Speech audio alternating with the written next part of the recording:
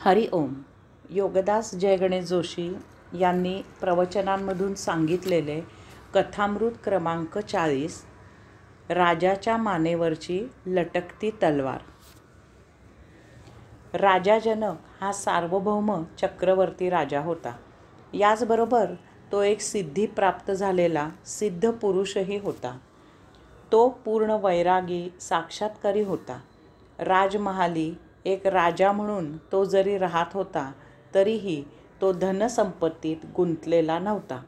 परंतु एखाद्याला हे सर्व समजणे कठीण होते, कारण सकृतदर्शनी जरी राजा जनक राजवैभवात लोळत पडला आहे असेच वाटणे शक्य होते.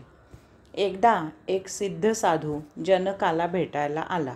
तेथील राजवैभव पाहून त्याने जनकाला सरळ प्रश्न केला की आपण एवढे सिद्ध पुरुष आणि अशा राजमहाली वैभवात कसे काय राहता? या अशा धनसंपत्तीत राहूनही आपण स्वतःला सिद्ध कसे म्हणवता? जनकाने त्या सिद्ध साधूचा यथोचित आदर सत्कार केला. त्याचा प्रश्न ऐकून तो त्याला म्हणाला की आपण यावर उद्या बोलू. जनकाने त्या साधूला त्या दिवशी राजवाड्यातच मुद्दाम मुक्काम करण्याचा आग्रह केला. साधूच्या राहण्याची यथोचित सर्व व्यवस्था करून जनक आपल्या कामाला निघून गेला. दिवस मावळला. रात्री जेवण झाल्यावर एका नोकराने साधूला त्याची निजण्याची व्यवस्था दाखविली. एका सुंदर अशा सोन्याच्या पलंगावर मऊ मऊ अशा गाद्यांवर साधूची निजण्याची व्यवस्था केलेली होती.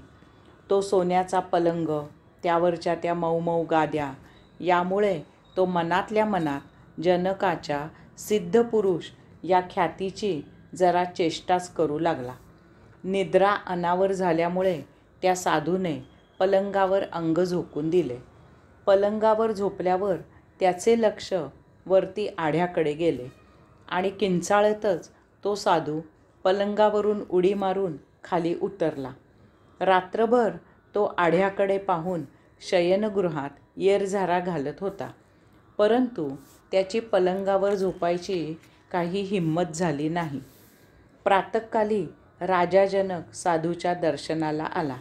जनकाने साधूला पाया पडून नमस्कार केला आणि विचारले, रात्री आपल्याला छान झोप लागली ना? काही गैरसोय तर झाली नाही ना? जनकाचा तो प्रश्न ऐकून साधू क्रोधाने म्हणाला, वा राजा, साधू संतांची व्यवस्था करण्याची तुझी ही रीत मोठी विलक्षण आहे.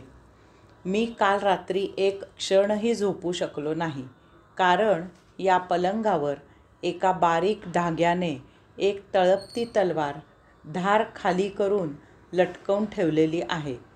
ती वाऱ्याच्या झुळकीनेही खाली पडून माझा शिरच्छेद करू शकेल अशी टांगलेली आहे. जनक म्हणाला, साधू महाराज, क्षमा असावी, परंतु आपण अशा लटकत्या तलवारीच्या खाली फक्त कालच झोपू शकला नाही. मी पूर्ण आयुष्य अशा या लटकत्या तलवारीच्या खाली न झोपता काढत आहे. साधूला त्याची चूक लक्षात आली. त्याने जनकाला वाकून नमस्कार केला. हरि ओम.